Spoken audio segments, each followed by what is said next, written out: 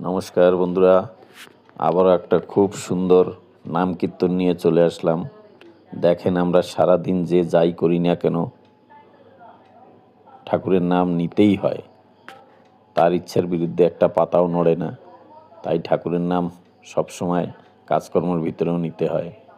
তো বন্ধুরা দেখেন, আমাদের ঘরের সামনে প্রতি বছর এরকম কীর্তন হয়, হাজার হাজার লোক হয় এতে। দেখেন তো চোখের জল আমার থামছিল না, তার ভিতরেও ছোট্ট একটা ভিডিও করলাম। সব জিনিস আপনাদের সঙ্গে শেয়ার করি, তো কেন এটা শেয়ার করব না। তো দেখেন বন্ধুরা, কি সুন্দর কীর্তন।